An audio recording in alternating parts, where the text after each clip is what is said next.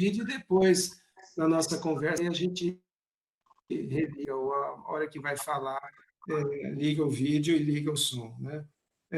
Eu vou avisar também que a palestra vai ser gravada, e depois eu tenho que mandar o vídeo para a Secretaria da Cultura e parece que vai estar disponível no site deles, né? Então, eu aviso a todos aí que a gente vai ter visualizado posteriormente, né? Então, esse evento, ele faz parte da jornada do um evento que já há 3 anos em São Paulo, né?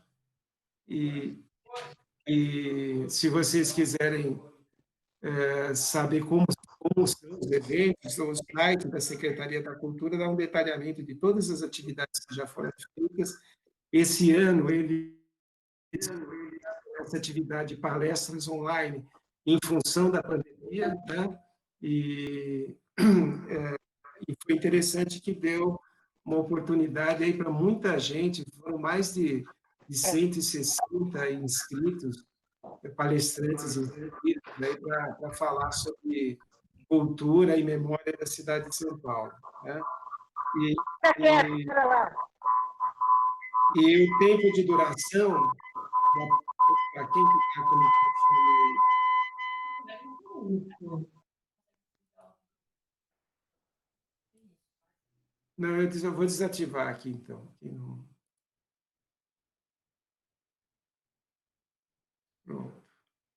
E o tempo de duração da palestra, a gente tem 2 horas disponível pela Secretaria da Cultura, mas pelo horário eu penso em fazer 1 hora de palestra, que eu acho que já está bom, e depois 30 minutos a gente faz uma conversa. Quem quiser fazer perguntas ou colocações no chat, é só fazer e eu posso comentá-las, se possível, durante a palestra. Se não, fica para o final, a gente vai respondendo todas as perguntas. Eu vou solicitar, então, para o Marcelo iniciar a gravação. O que vocês acham? Ah, não, 21h12, 21h15. Então, nós vamos iniciar a gravação. Mais uma vez, agradeço aí a todos que estão entrando, participando, né? E vai ser uma festa para mim, né? De falar com os meus parentes, né? Meus conhecidos, meus amigos que estão entrando, meus colegas lá do Rogacionista, né? Que também estão entrando, meus colegas de trabalho, alguns da escola, tem aluno, né? Então, é um público bem eclético aí, né? E é um prazer. Pode ser? Já começou a gravar? Bom, então, oficialmente gravando, boa noite a todos, né? E agradeço a presença e agradeço também essa oportunidade que a Secretaria da Cultura de São Paulo deu para que as pessoas possam falar um pouco sobre o patrimônio cultural da cidade de São Paulo, né? E é uma oportunidade grande para falar de um grande patrimônio material, que é o Casarão da Água Branca, tá? Que é o Casarão da Água Branca, né? Que foi um bem tombado pelo patrimônio histórico do município de São Paulo. Microfone aberto, por favor, microfone. E então, olha, não, vocês eu estou estão vendo, escutando, deixa. vocês estão vendo a capa da palestra, por favor? Alguém me deu um retorno? Você está vendo aí, Aninha? Estamos vendo sim, Zé. Sim, estamos vendo. Obrigado. Então, vamos iniciar, né? Jornada do Patrimônio do município de São Paulo, né? E a palestra é um palacete fora do lugar, a história do Casarão da Água Branca, localizado na Avenida Santa Marina, São Paulo, capital, né? E eu José Guilherme Schutz, eu sou geógrafo, eu não sou historiador, né? Eu vou enveredar por assuntos historiográficos de São Paulo, mas mais como um diletante, mais como é que se diz, que não é um especialista, não é a minha especialidade, né? Mas eu trago referências da história da família, da história oral e da história iconográfica de registros que ficaram escondidos até pouco tempo na família Monteiro da Silva e depois na família Servo da Cunha, né? E chegou até mim, né? E eu vou contar daqui a pouco como se deu esse contato. Eu já agradeço de antemão a minha amiga arquiteta Andréa Tourinho, que parece que está aqui presente, e que me ajudou bastante no levantamento de informações relevantes sobre o casarão, né? E sobre a história de São Paulo também, né? Então, agradeço aí que foi de extrema valia e tem me ajudado aí na pesquisa, que não parou ainda, né? E a nossa intenção era escrever um artigo que nunca saiu até agora, já faz uns 3, 4 anos e esse artigo não sai, mas a palestra vem ajudar a nos a cumprir uma promessa antiga de divulgar essas informações sobre o Palacete da Água Branca. O nome eu vou explicar daqui a pouco, por que eu de um palacete fora do lugar, né? Ele está fora de contexto, talvez, mas dentro do contexto da história de São Paulo, né? Eu vou falar um pouquinho, então, do contexto da pesquisa, do contexto urbano do casarão. Tenho que falar da vida do Brasílio Monteiro da Silva, né, e a relação dele com a vidraria Santa Marina, né? O Brasílio foi o proprietário, o construtor, o idealizador do casarão, né? E daí eu vou contar 4 fases da vida dele, ele que vai nos dizer por que aquele casarão foi construído naquele bairro, do lado de fábricas e vilas operárias, e vou falar das 4 fases da vida dele, a formação do patrimônio e a construção do casarão, daí eu entro especificamente no motivo que o casarão foi construído e por que ele está lá no bairro da Água Branca. Pouquinho, vai dar muito pouco tempo para falar das tias Monteiro da Silva, que viveram no casarão após a morte do Brasílio de 30 a 60, né? O detalhamento disso vai ficar para uma outra oportunidade, e vou falar um pouco também sobre a arquitetura do casarão e o projeto. Quem efetivamente fez o projeto, né? Então, tem algumas questões aí que nós vamos levantar de possibilidade de quem projetou e quem construiu o casarão, né? Então, iniciando pelo contexto da pesquisa, né? E o contexto, a pesquisa está baseada, né, a palestra está baseada nos registros da família, nos álbuns que eu recebi, né, após 2 anos antes da morte da última das tias, né, a tia Luísa, né, e eu havia visto ela uma vez no sítio queimando fotos e picotando com tesoura álbuns antigos e fotos antigas. E eu lembro de dar uma bronca nela, como é que ela fazia isso, queimava, estragava aqueles registros, e ela argumentou que ninguém, nem ela conhecia mais as pessoas que estavam lá, né? Eram fotos muito antigas, mais de rostos, pessoas, mas tinha as vestimentas ali que poderia servir para para faculdades de moda, né? E outras formas de estudos, de iconográficos, né? E daí eu solicitei para ela que ela não estragasse os álbuns que contivessem patrimônio histórico, os álbuns do casarão, e álbuns de jardim, né, que tinha fotos que tinham jardim, né? E como eu trabalho um pouco com isso também, então eu solicitei, e anos depois ela acabou me presenteando então com a guarda desses álbuns de família, né? E me presenteou também com um livro muito antigo, que é o livro O Comércio e a Indústria de São Paulo, de 1922, né? Que conta a história bem detalhada e muitas fotos que vocês vão ver aí também da Vidraria Santa Marina, né? Também recebi um livreto também, que é um outro achado histórico também, que é um livreto de participação da Vidraria Santa Marina na Exposição Nacional da Indústria de 1908, que foi na Urca, um evento grandioso, né? No site dá para vocês verem o que foi, ele visava repetir o sucesso desses eventos de exposição internacionais que ocorriam na Europa, nos Estados Unidos, com muita frequência no século XIX e início do século XX, né? E também os registros que eu ajudei também com as informações e com as fotos, né?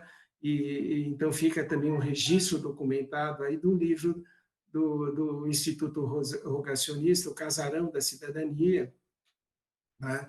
Que traz registros, fotos até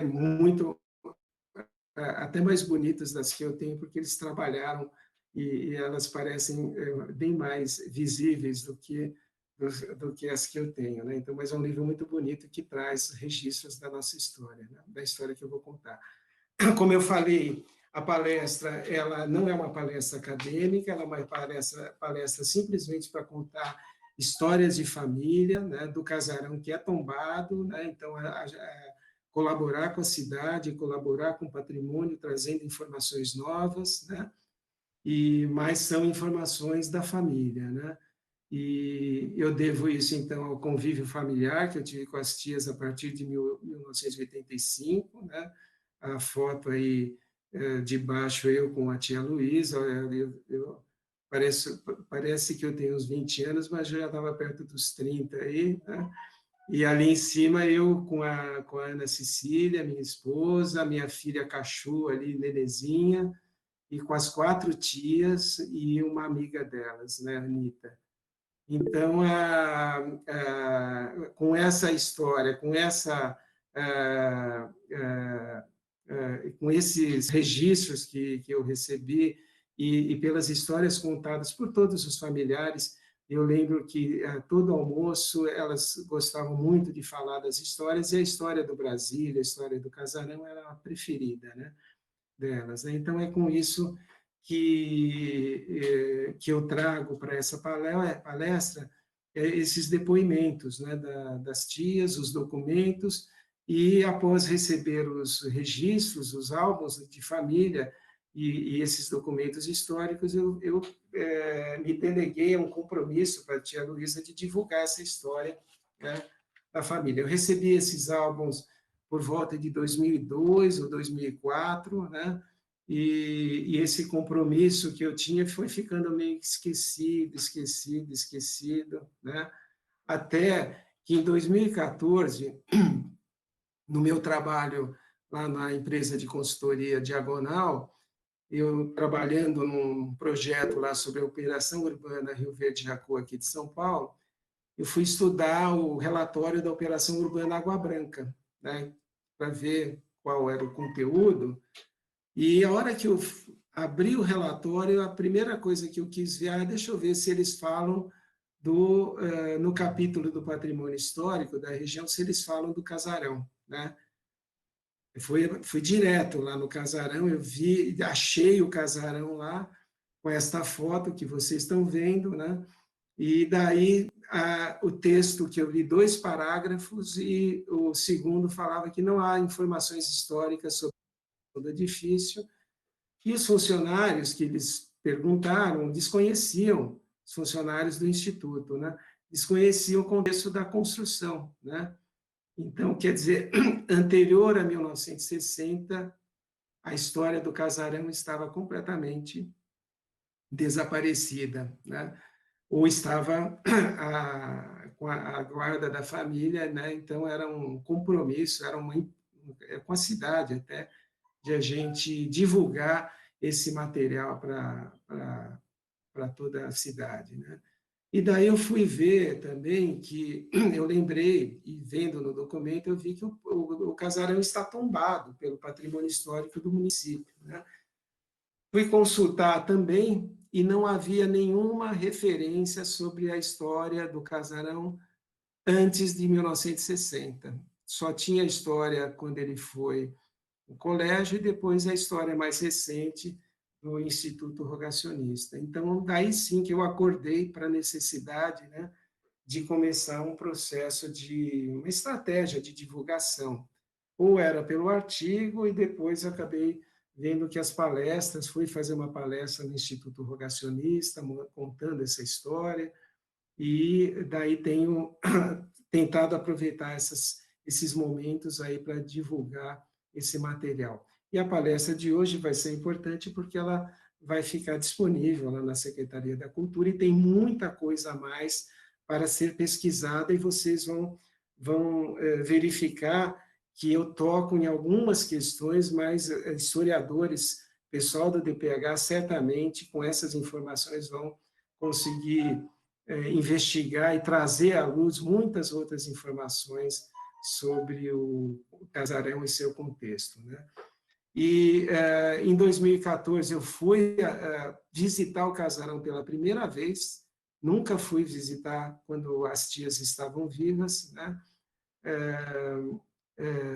E, e eu só ouvi as histórias, depois vi as fotos, mas não tinha ido. Após eu verificar esses registros da falta de informação, que eu fui até o casarão, conheci ali por fora o Instituto Rogacionista, né? Daí, 2 anos depois, voltei lá, daí sim consegui falar com os gestores do Instituto, o padre Lédio e padre Juarez, e daí eu vi que eles estavam justamente com a intenção, né, já com uma comissão para celebrar os 50 anos do Instituto, e eles queriam celebrar também os 100 anos do casarão, né? E daí foi uma união de esforços, né? E com o material que eu levei, que eles desconheciam, né? Eles mesmos conseguiram fechar a história que eles queriam contar, né, do casarão, porque eles tinham a história já de 1960 a 68, quando o casarão cediu a escola Paulo VI, né? Eles têm a história deles, de 69 até hoje, Instituto Rogacionista, né? E faltava a história pregressa, né? A história de quando o casarão foi residência da família Monteiro da Silva, né?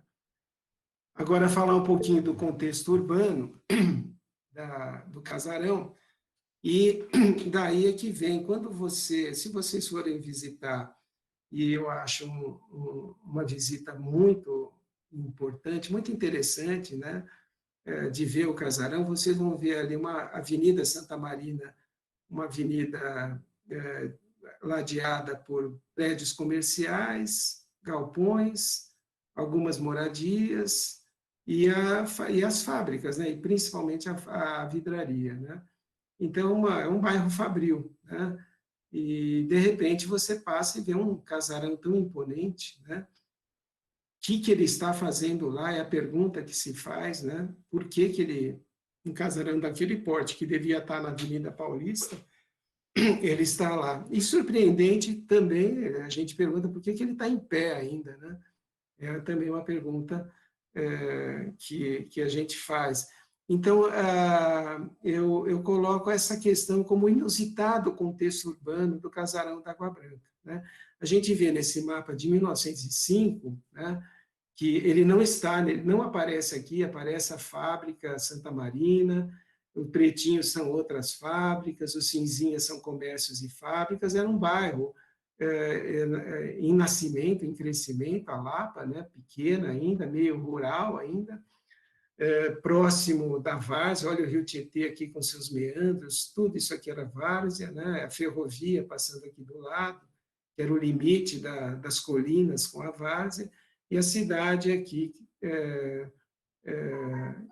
de São Paulo chegando ainda na sua expansão pela Zona Oeste. Então, em 1905, o casarão ainda não está presente, Em 14, a gente vai ver também que, embora o bairro da Água Branca cresça, né, venham algumas residências e mais fábricas, o casarão ainda não aparece, né, mapeado aqui, não porque ele não existia, né, e mais aí o contexto, esse contexto rural e fabril.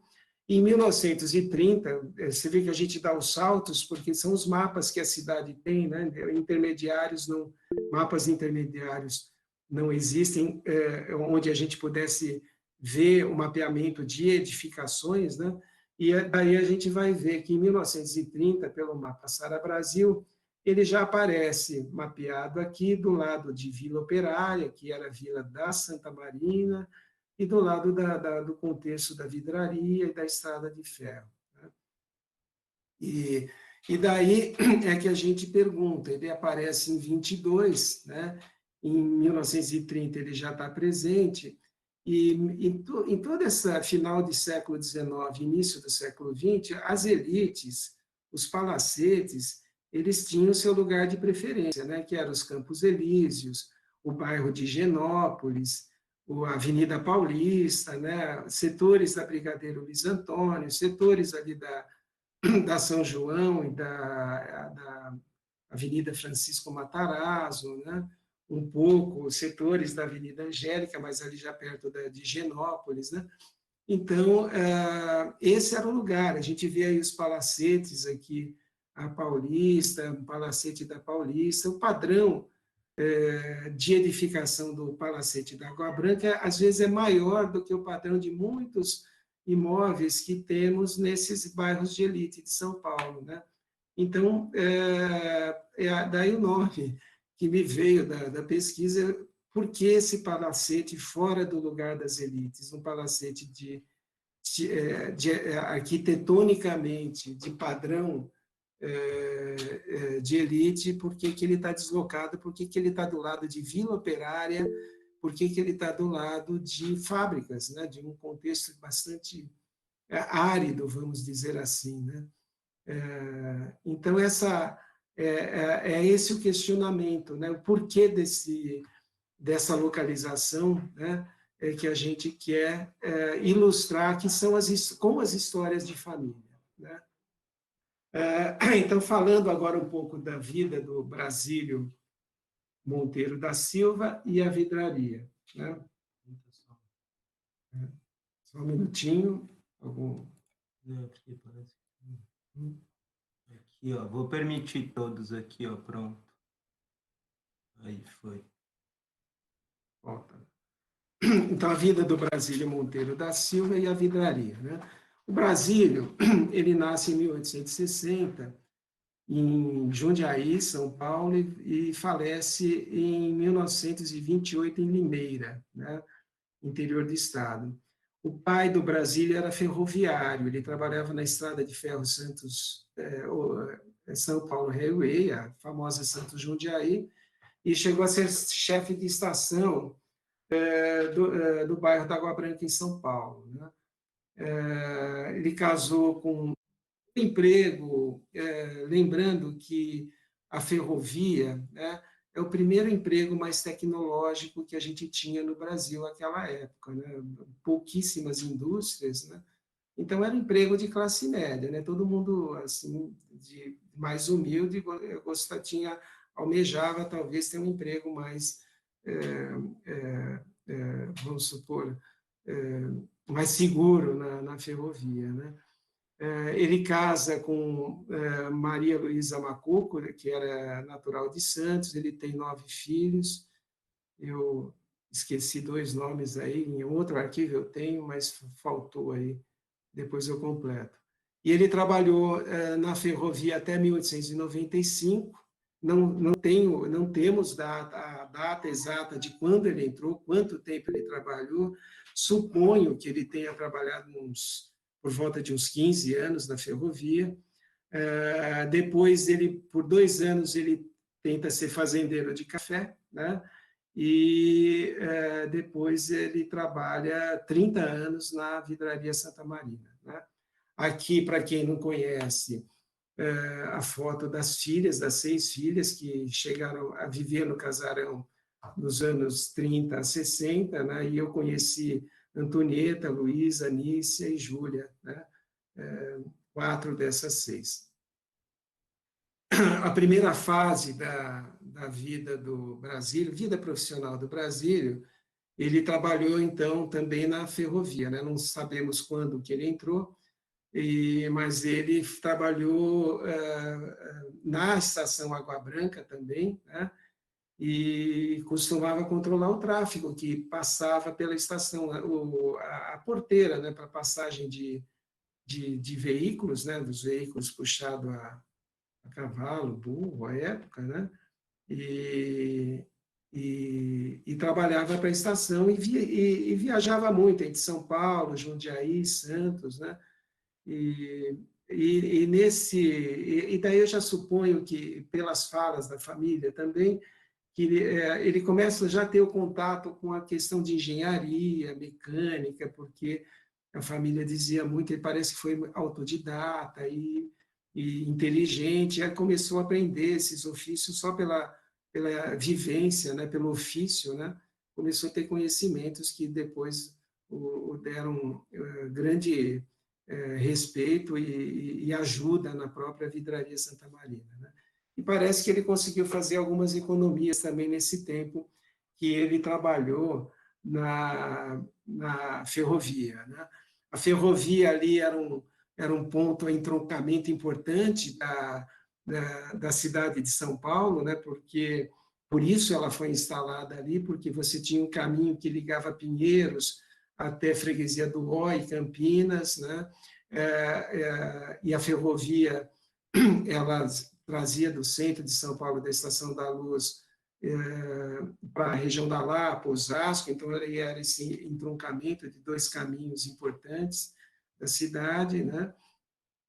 E daí foi nesse momento, nesse contexto, que ele conhece o conselheiro Antônio Prado, né? Trabalhando ali na porteira, na estação, abrindo e fechando porteira, o Brasílio conheceu, então, o conselheiro que passava por ali, porque ele já tinha umas terras ali na várzea do Tietê, e ele pretendia explorar a turfa ali, né? Já pretendendo, já talvez fundar uma empresa para explorar a turfa e fazer vidros, né? Então ele passava por ali, né? Por volta de a partir de 92 essa exploração de turfa acontece, né? E os relatos da filha sempre foram de que eles conversavam quando ele passava, e o conselheiro tinha uma simpatia por ele, pela educação, pela inteligência, responsabilidade no trabalho, né? E daí, nesse tempo da ferrovia, ele casa com a Maria Luísa de Santos, né? Da família Macuco. Macuco, os santistas que sabem lá, era um grande proprietário de terras lá. Ela casou com um ferroviário. Parece que teve alguns problemas lá de rejeição da família dela, e eles acabaram casando, e dizem que a família se afastou da filha e não tiveram mais muitos contatos, né? E daí, nesse contexto em que ele casa, logo ele parece que ele resolve sair da ferrovia, e é o sonho da época de todo jovem que queria, eu estou imaginando isso, né? Supondo, né? Que o sonho da época de todo jovem com uma inspiração de ascender na vida era ter uma fazenda de café, né? Era o que dava dinheiro, né? Na época era o nosso único produto de exportação, né? Então, o Brasil do café, né? Que foi durante a segunda metade do século XIX, né? E daí ele, junto com 2 outros sócios que deveriam ser amigos, eles compraram uma fazenda de café em São José dos Campos. Não temos nenhuma informação de qual era a fazenda, de onde era, tamanho, né? A gente só tem informação que essa aventura de fazendeiro de café só durou 2 anos, ele volta quebrado, né? Desfaz a sociedade lá pelos prejuízos, pelas dívidas que assumiu, volta sem dinheiro, com 37 anos, e 2 filhas já. E a terceira fase, né? Só um minutinho que eu vou dar acesso aqui a mais gente. Deixa eu ver se permitiu. E voltando, a terceira fase, né, é a fase em que ele vai trabalhar na vidraria. Então, o que acontece? Ele volta lá de São José dos Campos, sem eira nem beira, sem dinheiro, sem lenço, sem documento, né, desempregado, e imagino que a primeira coisa que ele pensou, que ele conhecia, de alguma maneira, o conselheiro, cheio de empreendimentos, ele vai atrás do conselheiro e lhe pede um emprego. Né? E, à época, o conselheiro estava iniciando mais um dos seus empreendimentos, que era essa produção de vidros. Né? A fábrica já existia aí há uns 3 anos, né? E vinha capengando ainda, passava por um período inicial difícil, com problemas de gestão, funcionários que eles traziam de fora, né? Empregados franceses, engenheiros, que ficavam meio com certa autonomia, então, prejuízos, talvez desvios, sabe-se lá, né? E então ele vê a oportunidade de colocar o Brasílio lá como gerente da companhia, e parece que ele inicia em fins de 97 ou no início de 1898, ele passa a trabalhar na vidraria. Né? A vidraria, então, ela era uma sociedade da firma Prado e dos Pacheco Jordão, né? E daí, nesse contexto, nesse momento, ela tenta, mais gente tentando entrar, só um minutinho, ver tudo, permitir todos. Continuando, perdão aí pelas paralisações. Então, a vidraria, ela começa a querer dar um primeiro salto e coloca um forno mais adequado, maior e mais apropriado para a produção de vidro laminado, e depois eles passam, em 96, para a produção de garrafas, que foi a grande produção inicial da vidraria durante quase todo o período do Brasílio lá. Né? Agora eu tenho que fazer um parênteses, né?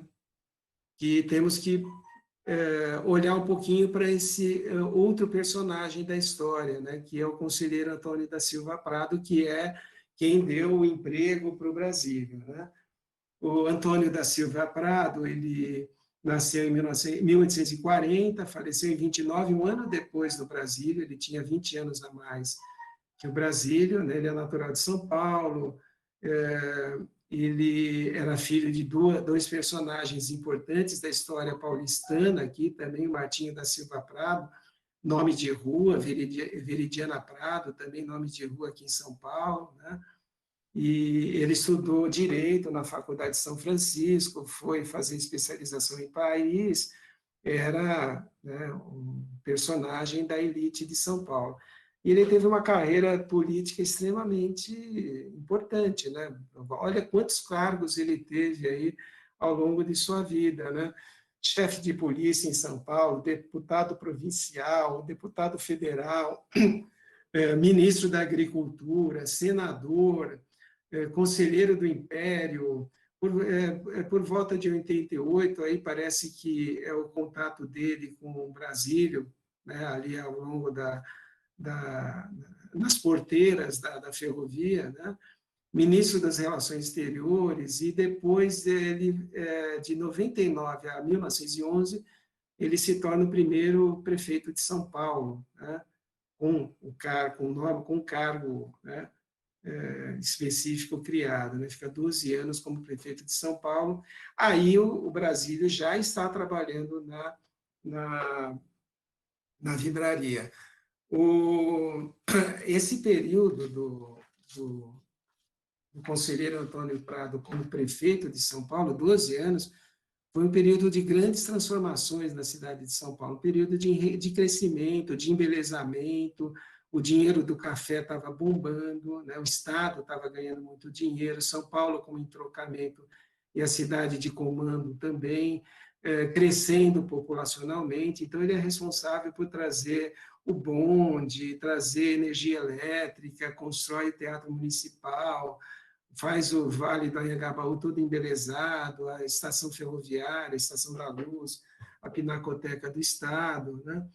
E ele era, a riqueza da família vinha das suas fazendas de café na região de Ribeirão Preto. Eu trouxe só 3 exemplos aí, mas a família tinha mais fazendas, irmãos e outros parentes, né?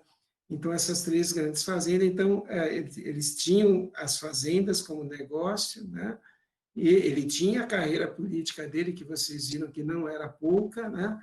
E ele ainda enveredou, então, pela industrialização, do investimento do dinheiro que sobrava do café, ele joga na estrada de ferro paulista, ali, que ia para a região de São Carlos, Araraquara, ele tem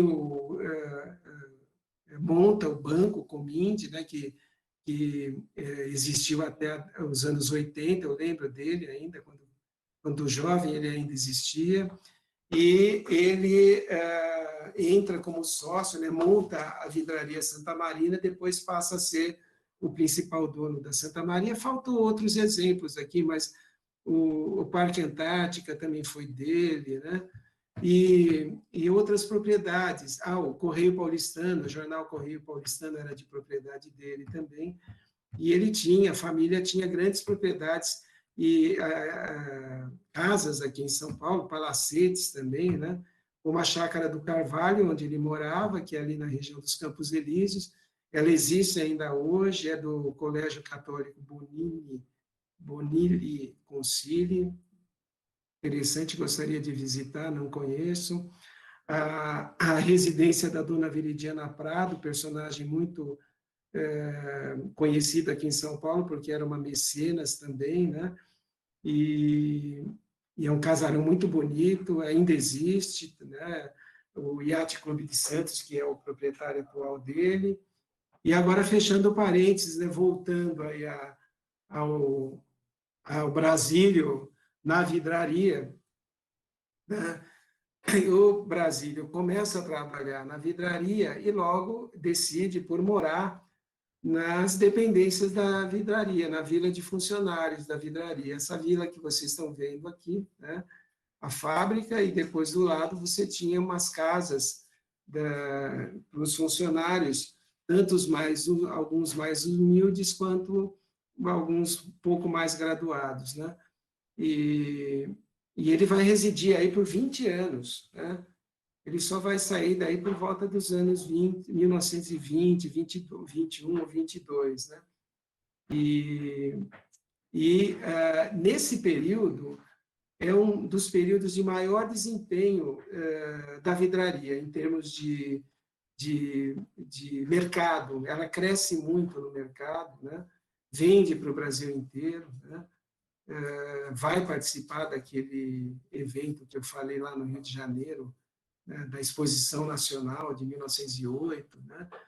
E o desempenho do Brasílio é muito notado, né, como gestor e também como um comando de saber modernizar a fábrica, de saber ler o mercado, né? Essa é a dedução que a gente faz, né?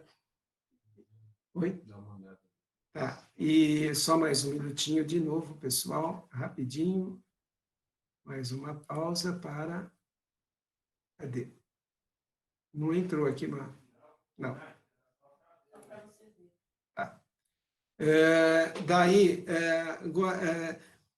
contando um pouco das histórias de família, o que nós fizemos? A gente tem história de família e fomos checar também na produção acadêmica, nos estudos que se fizeram ao longo do tempo, nas pesquisas sobre a vidraria, né? Então, as tias falavam muito, né, que o Brasílio planejou a compra das ações da vidraria, né, porque o Antônio Prado não era o dono absoluto, ele era um dos sócios, né, e o Brasília vai comprando ações e em nome do Antônio Prado, até chegar que por volta de 1903 ele se transforma efetivamente no único dono, né, o principal dono da vidraria. Né? Então, aí a gente vê em relatos que esse fato da compra efetiva de ações ocorreu, né?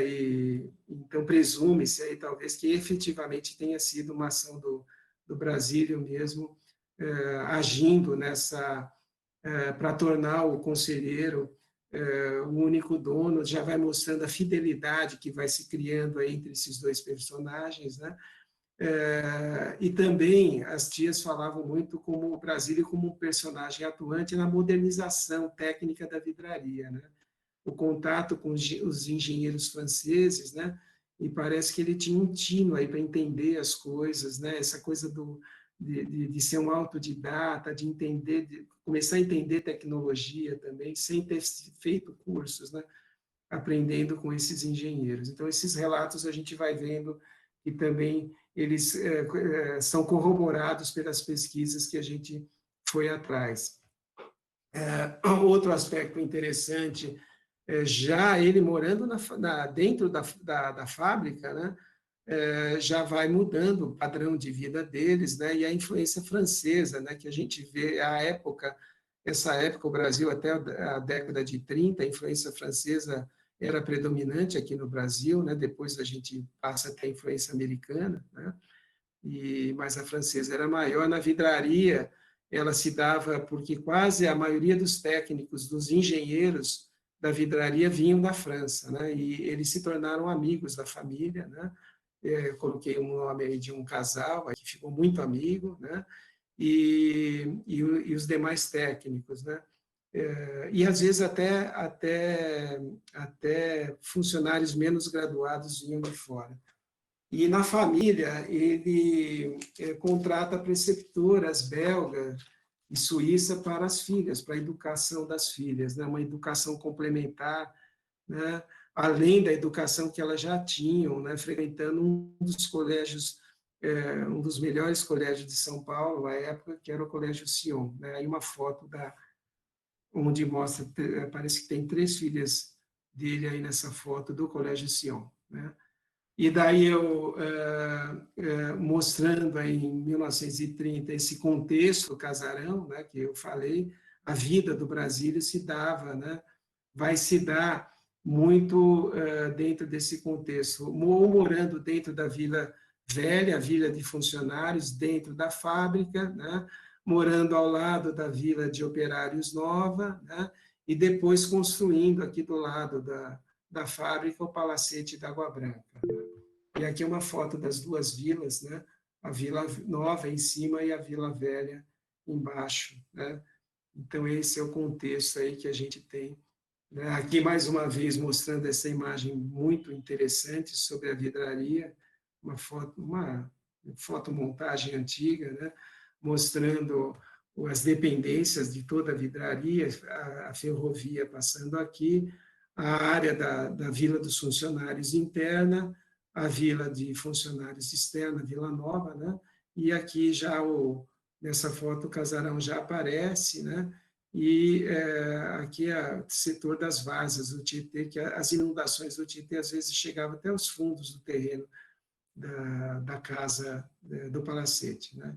Aí algumas imagens de como era a vidraria, o pátio, a entrada principal da vidraria, o movimento que se tinha lá dentro também de carros e charretes e tal, né? Esse livro que foi patrocinado pela vidraria, né, era para falar da indústria e comércio de São Paulo, mas quem fez, quem executou, quem pagou mesmo foi a vidraria e foi o conselheiro Antônio Prado, porque metade do livro mostra fotos da vidraria, né? E depois mostra do Cominde, mostra de outros empreendimentos do conselheiro, né? Mas traz fotos belíssimas, e aqui mostra o Brasília no seu escritório, já como diretor diretor-presidente, se não me engano, e aqui é uma das fotos dos três principais, da época, né, os três principais gestores aí da vidraria. Né? Nem tudo foram flores nesse período, nós conseguimos encontrar registros de um grande problema, né, que as tias, não lembro das tias falarem muito dessa grande greve que teve na vidraria, né, chamada Greve dos Vidreiros, de 1909, durou 40 dias, né, e era, como toda greve, né, reivindicação de salários, né, dos menores da fábrica, trabalhavam, nessa época, início da indústria aqui no Brasil, né, trabalhavam, as mulheres trabalhavam e até crianças trabalhavam, né, carregando garrafa para um lado, para o outro e tal, né, e ela termina em 21 de outubro, né, com 40 operários demitidos, né, e os registros, né, que nós levantamos mostram assim que a reivindicação pesou contra o Brasília, né, porque a greve foi muito noticiada em várias publicações, né, a greve se amplia, né, os relatos dos grevistas, que o gerente chamou a polícia, né, para conter os grevistas, né, e a ação da polícia foi muito violenta, né.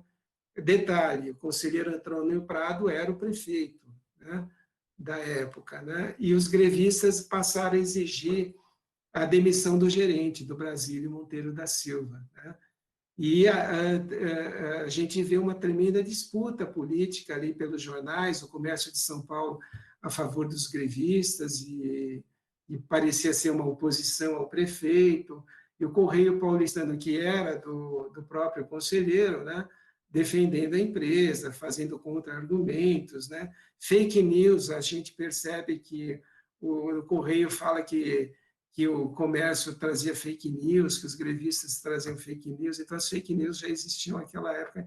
Eu acho que em toda a disputa política ela sempre esteve presente, né? E a postura da empresa também é criticada, porque eles desligaram os fornos para demitir os grevistas, queriam contratar operários na Europa, deram prazo de 8 dias para os grevistas que moravam na Vila Operária deixarem as habitações da empresa. Tá bom? O resultado foi que a empresa resolve aumentar os salários, né, mas que a direção da empresa se recusou terminantemente a demitir o gerente. Né? Isso quer dizer que é óbvio que o Brasílio e a fidelidade que eles tinham avisou com a greve, avisou o dono da empresa, que era o conselheiro, e é o dono que mandou provavelmente chamar a polícia, porque greve naquela época era caso de polícia. Os próprios livros que eu mostro aqui, que foram consultados, relatam esses fatos e relatam como as greves eram tratadas em São Paulo nessa época. Bom, fechando aí esse contexto do trabalho, vamos falar então um pouquinho sobre a formação do patrimônio e a construção do casarão, patrimônio do Brasil. A gente chegou a descobrir, né, com o auxílio de, como eu falei, da minha colega Andréa Tourinho, né, chegamos a verificar essas publicações sobre o Brasília nos jornais de São Paulo, e verificamos que ele teve uma participação no mercado imobiliário. Essa época, o mercado imobiliário estava aquecido, porque a população de São Paulo crescia muito, a industrialização estava também aumentando, então vinha muita gente de fora ou do interior, né, para a cidade. Então, havia um mercado de construção de moradias populares bastante aquecido. E o Brasília participou de duas que a gente descobriu, né? A Companhia Cooperativa Construtora, que a gente vê relatos de que ele era um dos diretores da companhia, e a Sociedade A Perseverança, né? Que ele também, a gente vê que ele, a aprovação unânime, foi aclamado para presidir os trabalhos da sociedade. A gente não sabe dizer, não, esses relatos não chegaram, né? A gente sabe que ele comprou muitas propriedades, algumas deu para alguns, famílias mais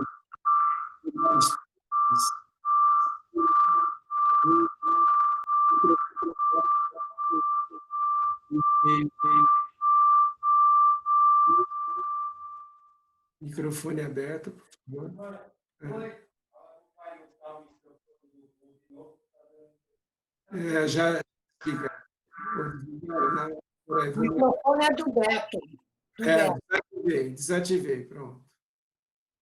Voltando, então, a gente sabe que ele adquiriu propriedades, né? E a gente não sabe se essa participação dele, ele participava dessas cooperativas só como negócio dele, ou se ele estava representando um grupo, ou até fazendo um papel de investidor pelo conselheiro também. Isso a gente não dá para saber, né? Mas foi um mercado muito promissor, e uma investigação maior pode trazer novos elementos. O Brasílio compra morando dentro da vidraria, ele adquire uma casa na Praia das Pitangueiras, Guarujá, né? Uma casa de veraneio.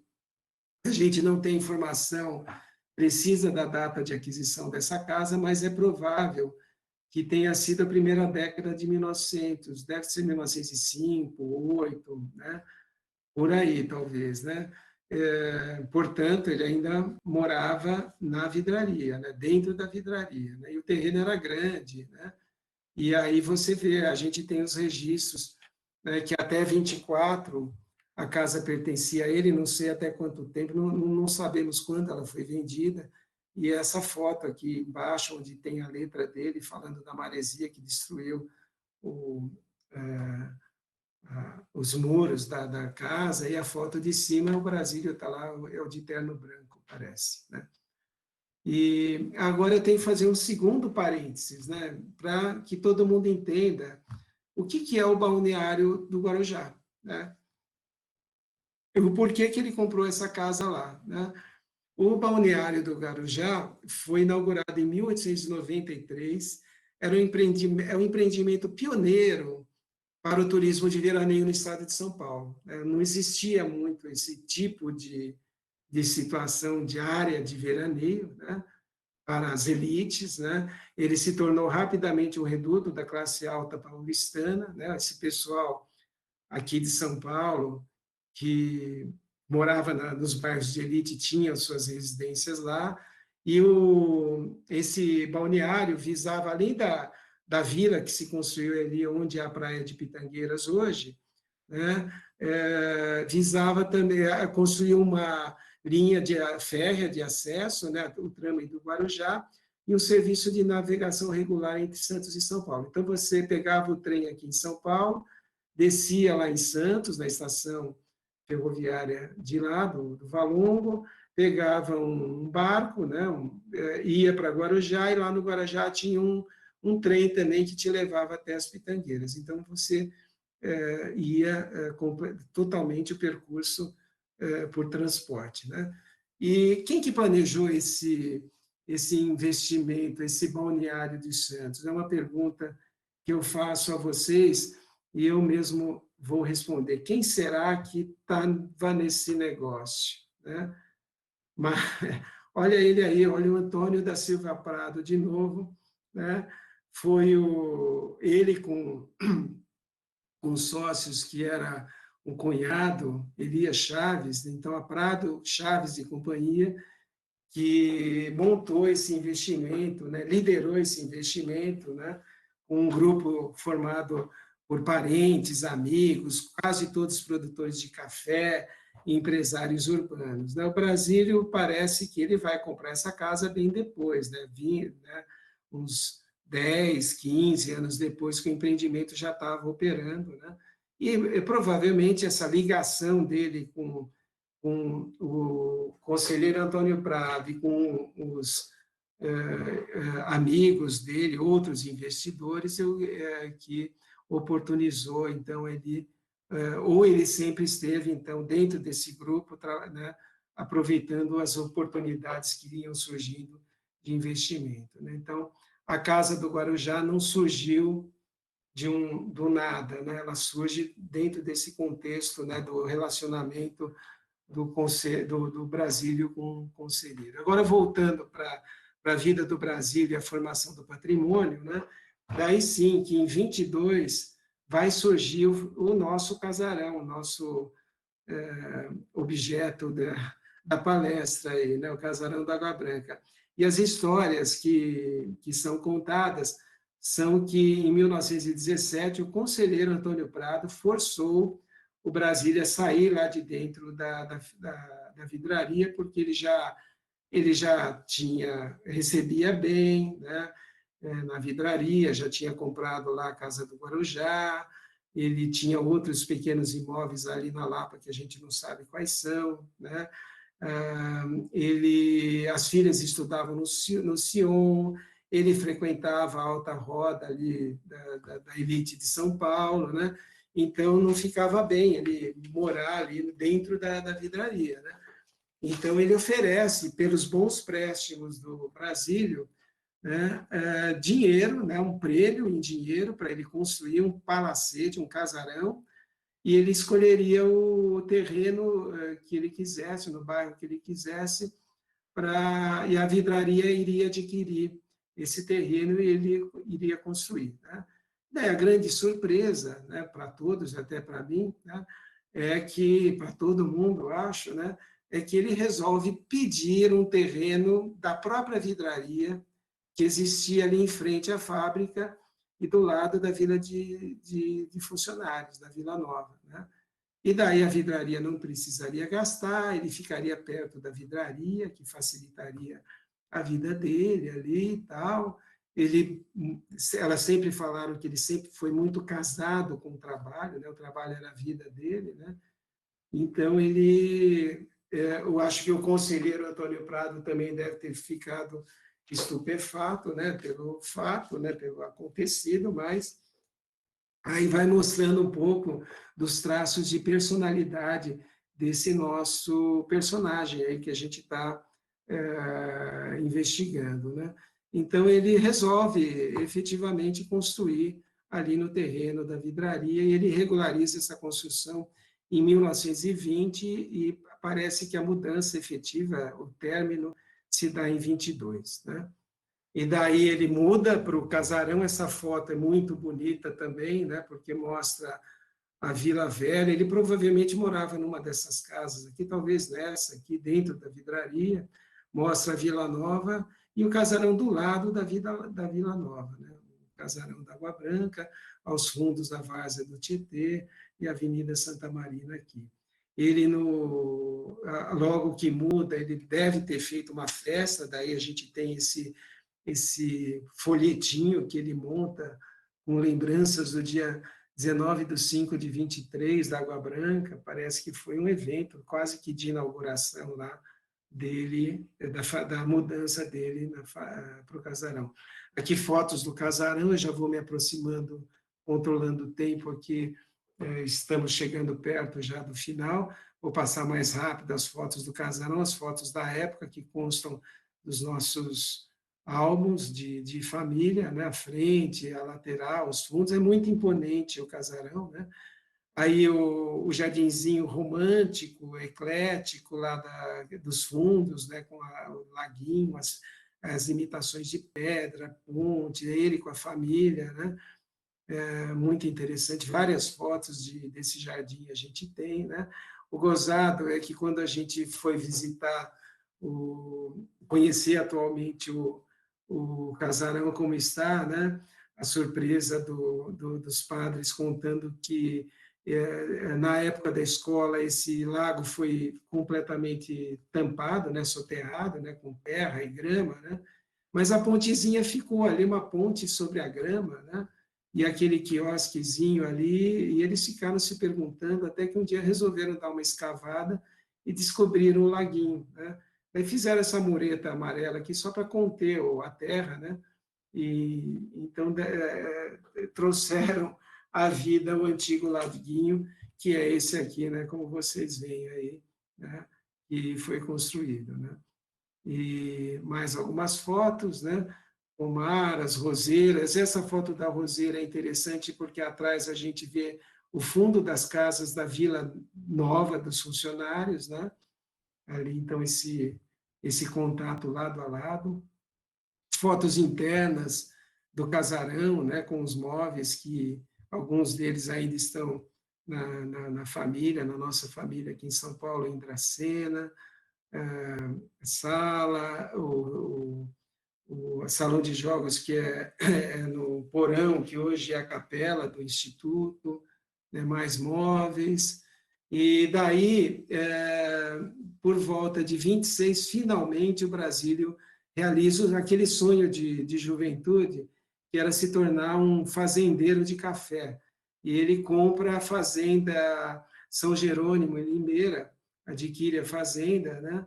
E é uma fazenda já de grande produção de café, uma fazenda que existia desde 1858, a primeira a trazer muitos colonos alemães, e depois colonos suíços, alemães, depois de outras, também italianas, uma fazenda polêmica lá em Limeira, que foi do senador Vergueiro, que ninguém queria, o que dizem lá em Limeira, que ninguém gostaria de topar muito com ele, porque era uma pessoa muito violenta, muito grotesca, né?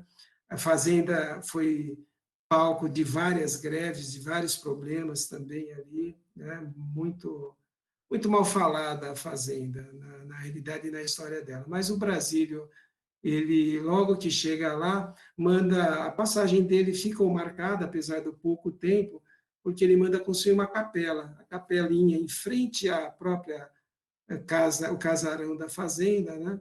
E ele fez e inaugura em 1928, no mesmo ano, deixa eu ver se eu tenho fotos da fazenda. Tá aqui, depois eu mostro a capelinha aí. Daí, então esse era o patrimônio dele, né? Que ele adquiriu, o principal, né? Os outros a gente não tem notícias, né? Em relação a aspectos da personalidade do Brasílio, na família, um deles que ela sempre falava, essas fotos já dizem tudo, né? Ele viajava para esses lugares sempre com quase um monte de agregados, família, ele gostava de ter muita gente do lado, as crianças e tal, a família dele, né? De pessoas, os que tinham menos posses também, então, mas gostava de estar sempre com muita gente do lado. Outra característica, a religiosidade. Nessas andanças, né, nessas viagens, ele sempre levava um padre, né, sempre tinha um padre ali acompanhando as viagens, né, ou sempre visitando a família. A capela que ele construiu, nas fotos de baixo vocês vão ver, e na fazenda para os funcionários, para os colonos e para eles ali, para os trabalhadores, né? Então, as filhas, duas filhas se tornaram freiras, a Luísa por 25 anos, chamada Irmã Gregória, a Antonieta por 2 anos, né? Então, a religiosidade da família também é um traço marcante, né? A questão também da simplicidade, né? Dessa coisa de morar do lado dos empregados, dos funcionários de baixo escalão, né? Essa de estar sempre com os parentes mais humildes da família também próximos. E a gente traz um exemplo aqui no própria nota de falecimento dele e da esposa, eles pedem para não mandarem flores e usar o dinheiro para fazer uma doação para o Asilo da Divina Providência, né? Então, a gente encerra aí a história do Brasil, ela termina em 28, quando ele falece em Limeira, caindo de um cavalo, né? E em 29 a esposa dele morre, né? Também, em São Paulo, e de 30 a 60 as tias vivem no casarão, né? As 6 tias, depois parece que uma morreu, não lembro mais, e 7 tias, né? Viveram ali durante 30 anos no casarão, vivendo de ações da empresa, de aluguéis de imóveis que ele tinha deixado, ou elas posteriormente adquiriram com o dinheiro das ações, né? E elas saem do casarão em 60, quando a própria vidraria é vendida para o grupo Sangoban, né? E elas vendem também parte das ações e acabam adquirindo, vendem o casarão e adquirem uma casa na Rebouças, né? Não vou entrar em detalhes das tias, muitos dos que estão aqui as conheceram, né? E Então, esse detalhe aí não dá para contar essa história, mas viveram no casarão aí durante 30 anos. Falar para encerrar sobre a arquitetura, já estamos chegando ao final, a arquitetura e o projeto do casarão, né? O casarão ele é bastante grande, a gente vê por fora, né? Ele tem 7 quartos, sala de visitas grande, uma sala de jantar imensa, né? Copa, cozinha, 2 banheiros, jardim interno. Depois a cozinha foi ampliada para trás, né? E o processo de registro na prefeitura, ele data de janeiro de 1920, ele é assinado pelo Brasílio Monteiro da Silva, né?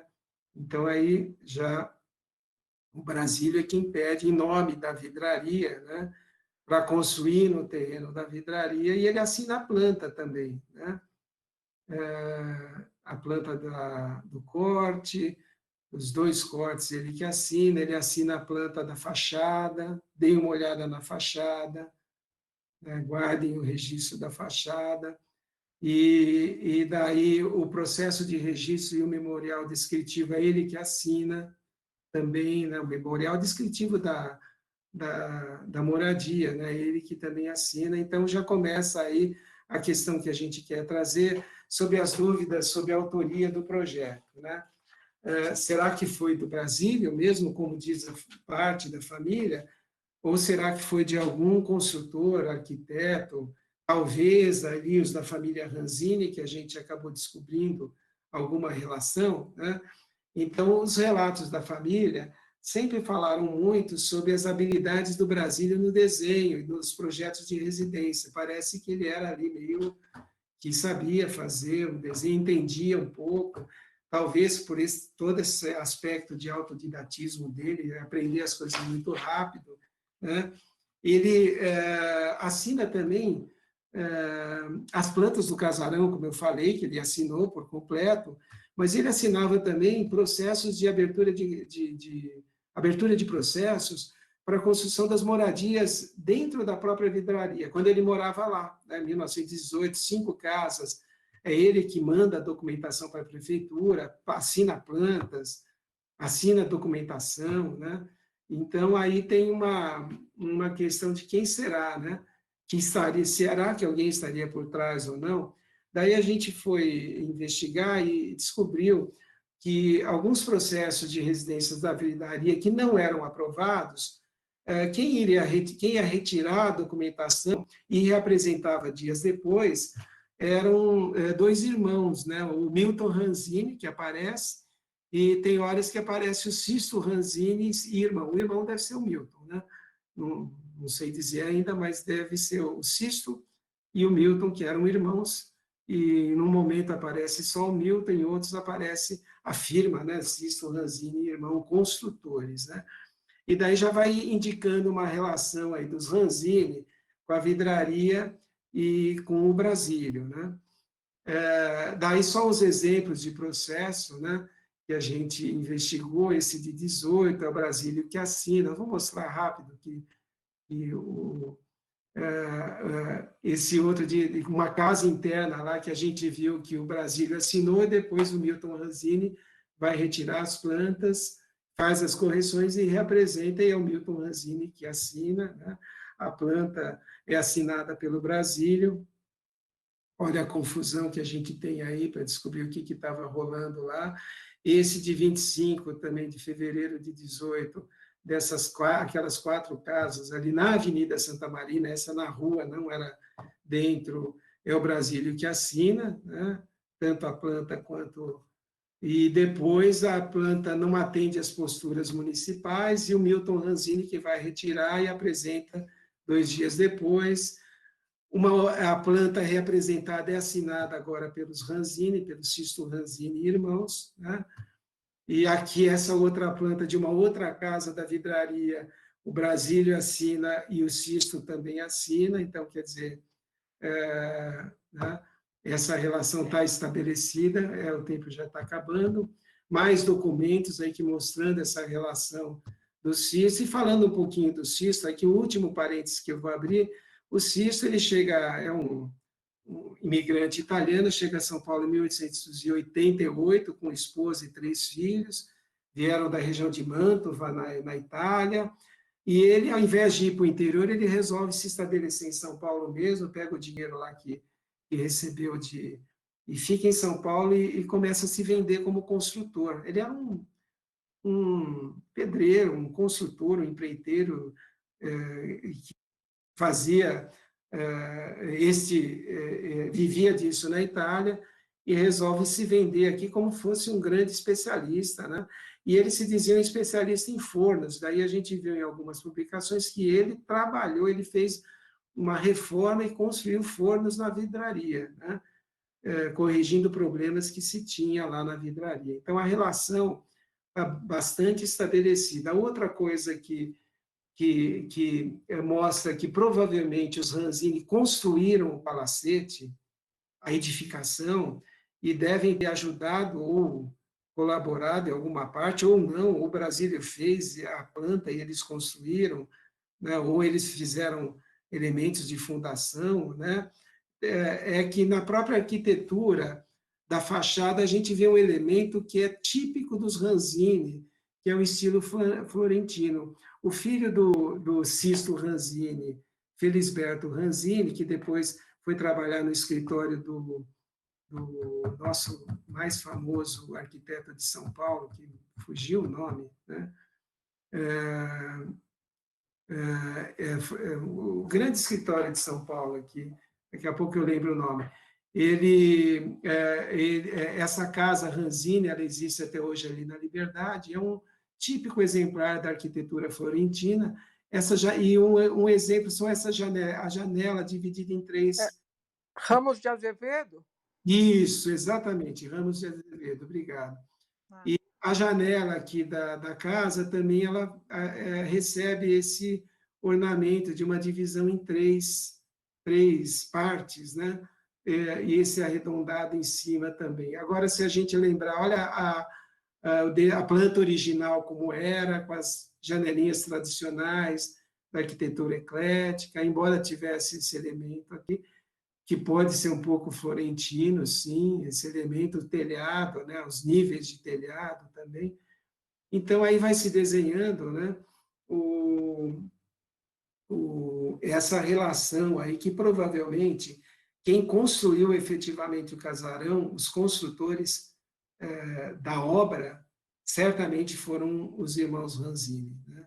Agora, o projeto que a gente ainda não consegue definir por conta das plantas, né, serem assinadas também pelo Brasílio e pelas histórias da família que confirmam essas habilidades do próprio Brasílio, e daí, né, cumpro a missão, né, de contar essa história da família, né, de divulgar a história da família, a história do casarão para a cidade, esses elementos, né, e cumpro também uma missão, parte da missão, né, da promessa que eu fiz para a tia Luísa, por isso que eu coloquei nossa foto ali juntos, né, de fazê-lo, né, em benefício da cidade, a divulgação dessa história que ela tanto gostava, que ela tanto cultuava e que ela guardava com tanto carinho aqueles álbuns de família e mostrava com um orgulho danado, né? Então, agradeço aí a todos pela atenção e abro, então, a conversa aí para quem quiser fazer um depoimento, fazer alguma pergunta, alguma colocação, né? Fiquem abertos para vocês, abrindo o microfone ou abrindo o vídeo também, para quem for falar. Oi. Ô, Guilherme, Oi. vou dar um depoimento aqui. Tá. O pessoal pergunta, né? O que está fazendo esse casarão nesse lugar, né? E a resposta, eu acho que vai muito em razão da personalidade do senhor Brasílio Monteiro da Silva. Ele era uma pessoa de um alto espírito de agregação, de agregamento, de fidelidade e de gratidão. Ele construiu a casa dele ali, penso não, tenho certeza, porque ele era fiel, ele tinha gratidão ao prefeito, não é o nome dele, o conselheiro Prado, e achava que ele deveria ficar bem perto da vidraria. Ali ele poderia desempenhar melhor as funções que haviam sido destinadas a ele pelo conselheiro Prado, que ele tinha uma profunda devoção ao conselheiro Prado, era grato ao conselheiro Prado. Depois ele tinha esse espírito de agregação, de agregamento, de juntar as pessoas. Isso ele fez com os funcionários, fez com os amigos, fez com a família. Eu já sou mais gasto, né? Já estou lá perto já dos meus 90 anos, eu vivi um pouco mais a família Monteiro da Silva, conheci bem o casarão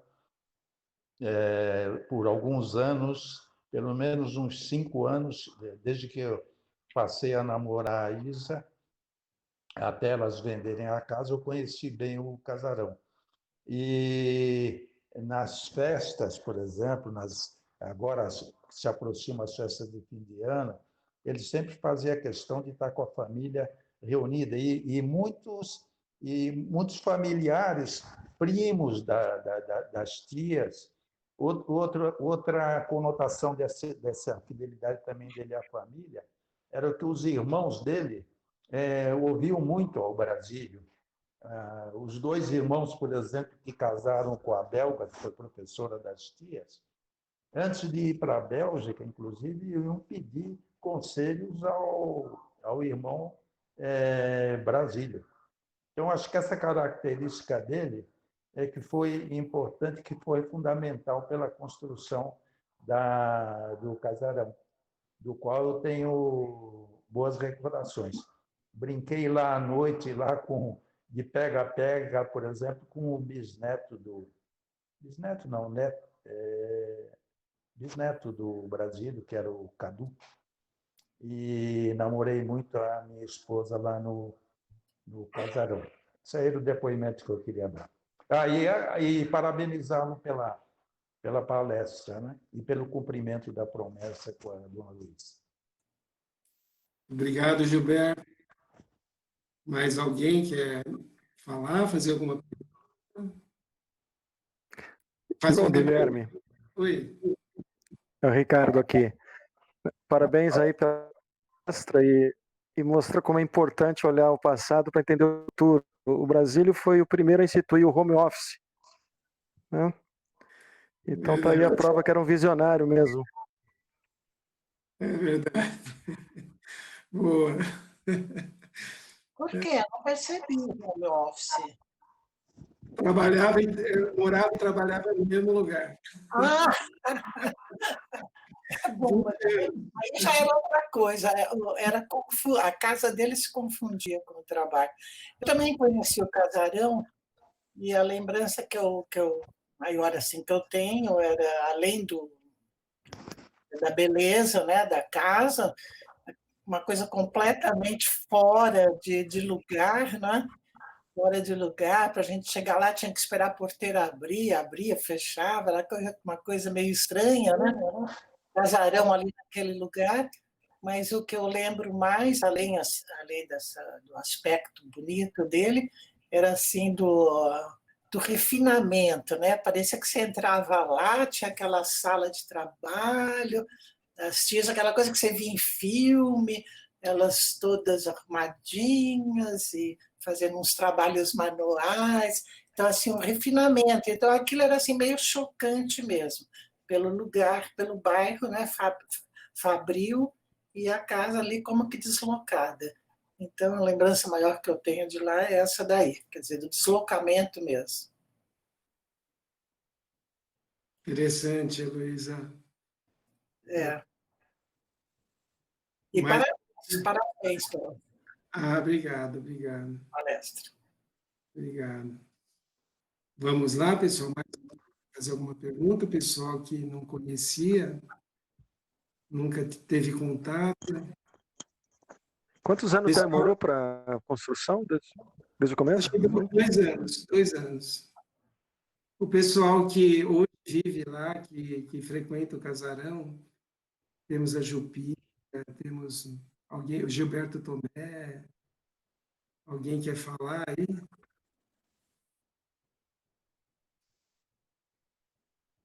Bom, teria muitos aspectos, mas assim, fora, né? Que a gente passou a pensar por causa de coisas paralelas. Por exemplo, a questão da greve, a questão do próprio prefeito, assim, o dono, quer dizer, mas aí são coisas fora, fogem ao objetivo da palestra. Não, a palestra ela é um estímulo para os pesquisadores, né? Porque tem muita coisa ainda que pode ser investigada, né, com mais precisão, né? E a gente traz assim, não é uma pesquisa rápida também, né? Mas esses elementos são interessantes, né? De a gente conseguir mapear esses relacionamentos, essas relações, né? É quase que reconstruir uma história, né? É. Já entrariam em aspectos históricos mesmo, políticos, muito interessante. Eu achei bem, assim, uma coisa que motiva a ir atrás, né? Achei interessante. A minha colega Andréa Torinho tem muito interesse na investigação sobre a participação dele no mercado imobiliário. Tudo isso. Porque era um mercado muito aquecido para a construção de moradia popular, né? Então, é um outro elemento interessante para se Para se investigar. E a questão arquitetônica também, né? Essa autoria, né? do projeto também é um outro lado que pode ser melhor aprofundado. É verdade. Muito interessante. Zé Guilherme, aqui é a Jupira, boa noite para todo mundo. Oi, Jupira. Primeiro, mais uma vez, né, é muito gostoso assistir essa tua apresentação, e acho que esse resgate histórico ele é muito importante também, porque o casarão, onde ele está, onde ele sempre esteve, né, mas está passando por uma grande transformação. Então, a vidraria Santa Marina desativada, o entorno ali onde ele está vai sofrer algumas transformações urbanísticas, vai ter algumas mudanças, tal. Então, ele agora ele é um polo de memória, né, desse passado, do que foi a região, do que foi a vidraria Santa Marina, que quer dizer, quem conhecer, né, quem trabalhou tem uma referência. Mas, com o passar do tempo, isso vai se perdendo. Então, essa memória e esse trabalho que você fez, que você continua fazendo, eu penso que é muito importante para a gente também localizar, né, o casarão, e todo esse trabalho agora também do dia da Semana do Patrimônio. Então, acho que isso é importante para todo mundo conhecer. Eu vou desligar aqui o microfone, que eu não sei se é o meu que está dando interferência. Legal, Jupira, muito obrigado. E você falou uma coisa importante mesmo, né, que são as transformações atuais, né, e sempre o risco, né, que a gente tem em relação à descaracterização, né, dessa memória. Né? Boa noite, José Guilherme, tudo bem? Oi, Gilberto, e você? Tudo bom. Gilberto é um grande pesquisador sobre a Santa Marina, a Água Branca, né, Gilberto? Fala aí.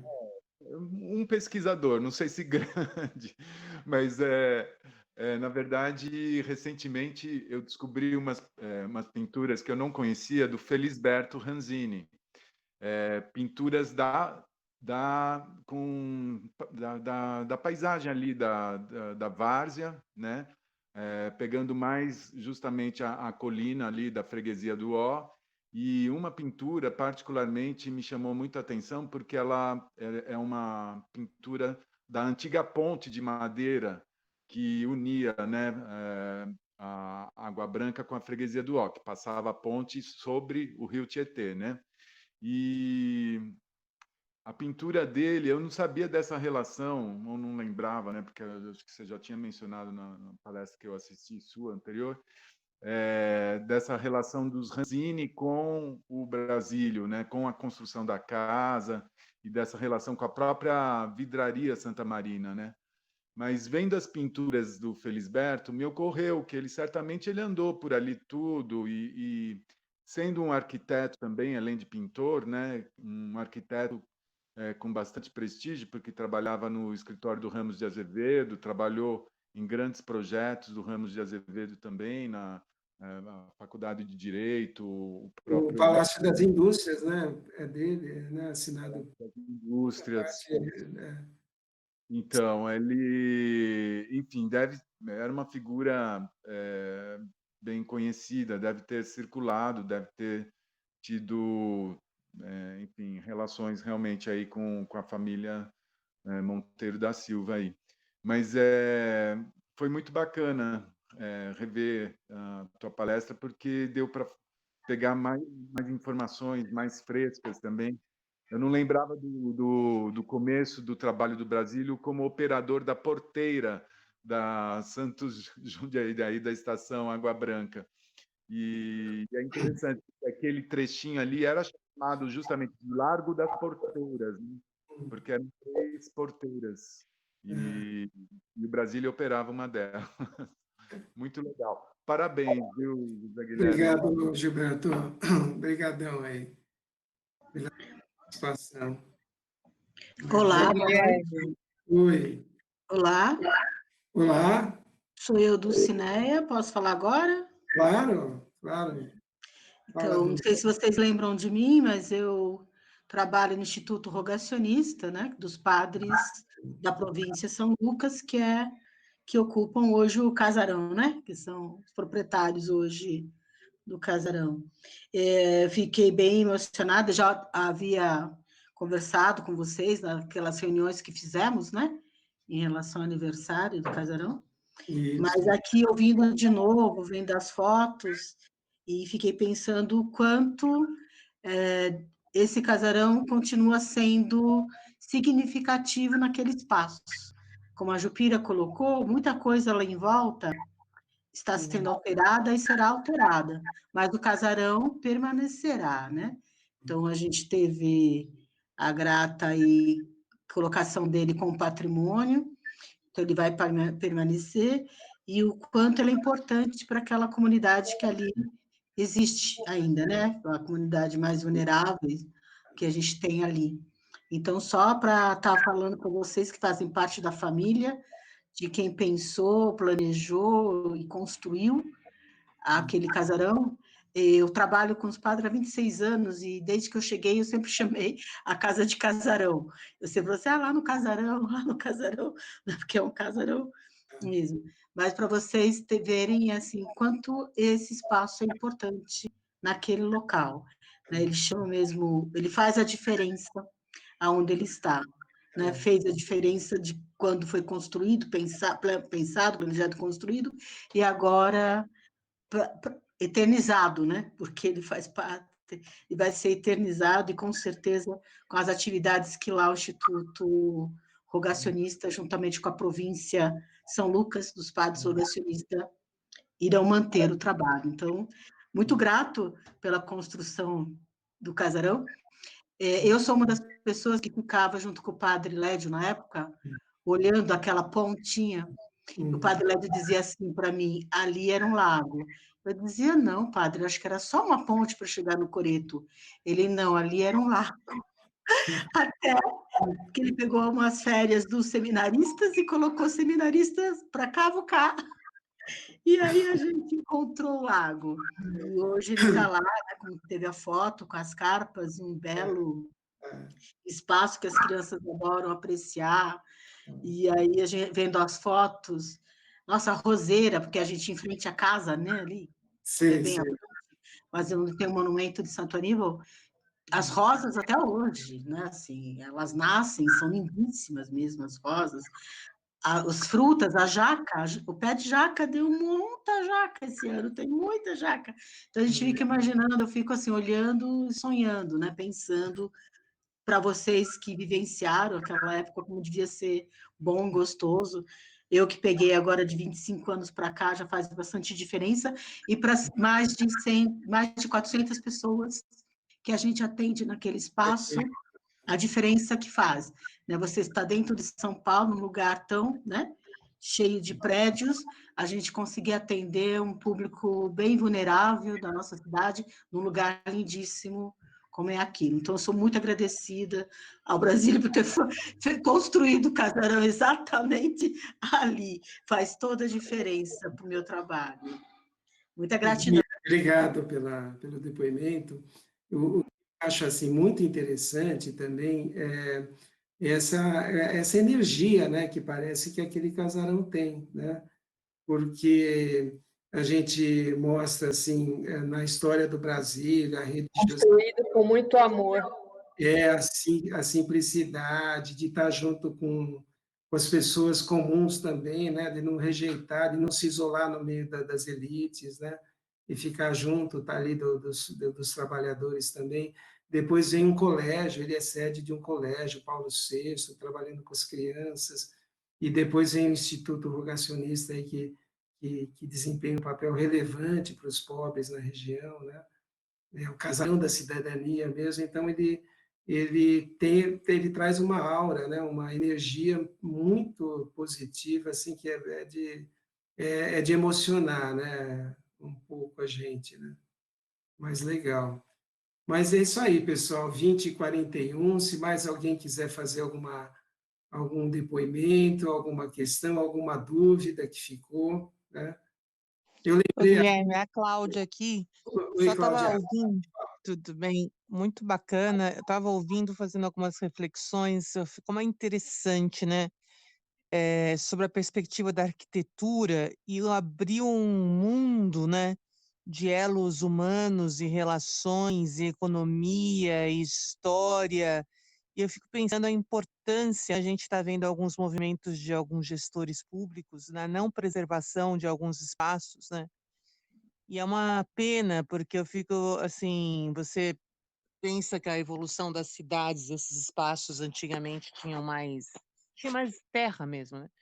Então a relevância tanto do espaço que num ambiente que vai ficar com muita gente, que é o que você está falando aí, de poder viver, e o espaço mesmo a partir da arquitetura de um edifício, como uma exploração de mente humana pode ser feita para crianças, para outros, e até mesmo sob a perspectiva educacional, de como esse processo de, através de um edifício que é tangível, que você visita, que você sente, que você toca, você experiencia, experimenta, você pode começar a construir, fortalecer um raciocínio importante na forma de pensar, né?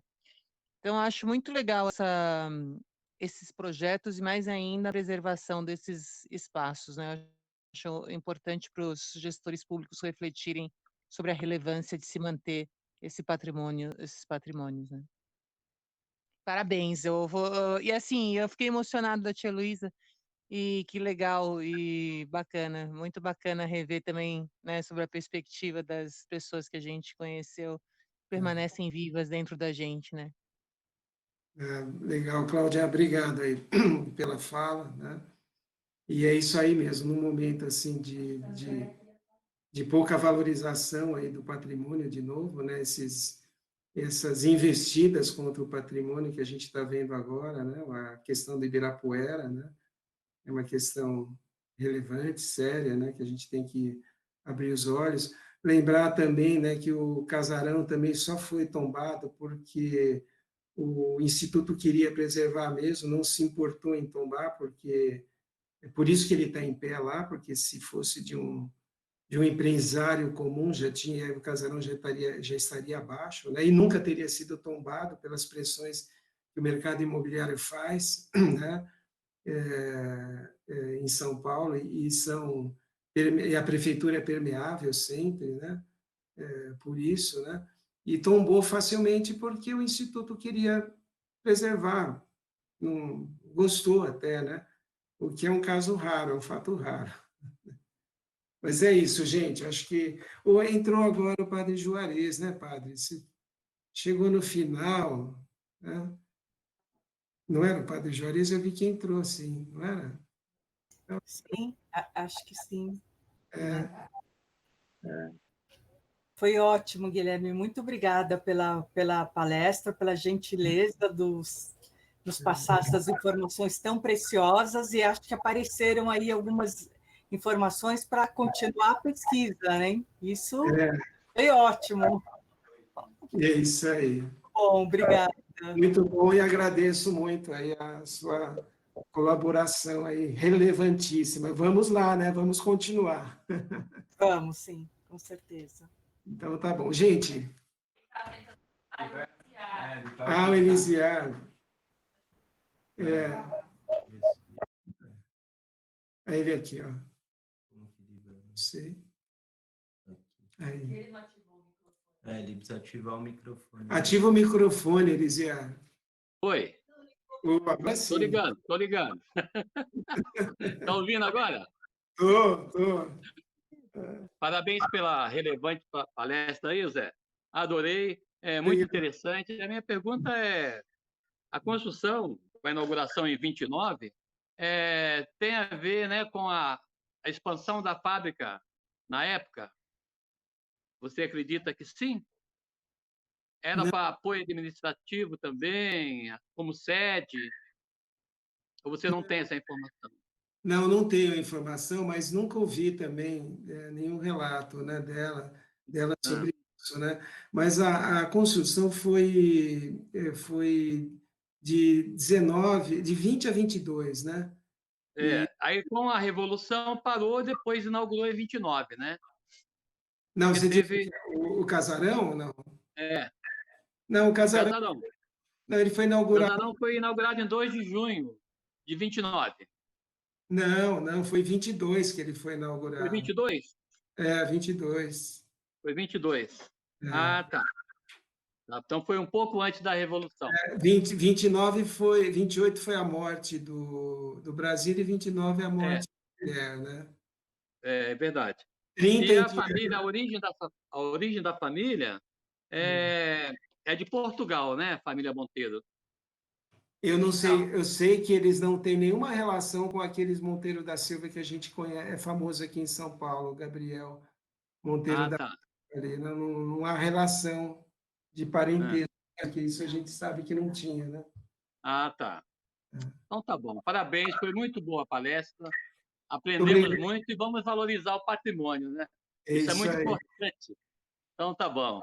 Obrigado, Elisiário. Grande abraço. Para vocês aí, para a Rosana também. Tchau, tchau. Muito obrigado. Um abraço. Então, pessoal, eu acho que já temos que encerrar, né? Faltam 10 minutinhos aí para o nosso limite. E eu quero, então, agradecer mais uma vez a todos vocês que prestigiaram essa palestra, né? Agradecer aí pela paciência, é sempre bom trocar esses conhecimentos, é sempre um momento bom que a gente acaba encontrando outros insights, né? Que hoje mesmo, ou essa semana que eu estava revendo a apresentação, tive outros insights em relação à questão da autoria do projeto, que eu não tinha percebido, fui ler um livro sobre os Ranzini também, outros elementos que eu não tinha pescado nos estudos anteriores, acabam caindo a ficha, né? Então, esses momentos são sempre muito ricos para todo mundo. Eu agradeço a todos os presentes, né? E encerro aí, em nome da Prefeitura, da Secretaria da Cultura, essa palestra no evento Jornada do Patrimônio 2020, e lembrando que, provavelmente, essas informações, a palestra, não sei se a apresentação, mas a palestra ficará disponível nos arquivos da Prefeitura. Um grande abraço a todos, boa noite para todos aí, e bom fim de semana, bom resto de fim de semana para todos aí. Tchau, boa noite, pessoal. Boa noite, abraço.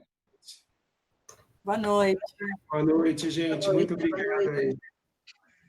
Boa noite. Boa noite, José. Boa noite, Rosana. Obrigado pela... Adorei. Ah, que legal, que legal. Boa noite, Guilherme. Vocês estão bem aí, né? Graças a Deus. E vocês? Tudo bem, só no confinamento, né?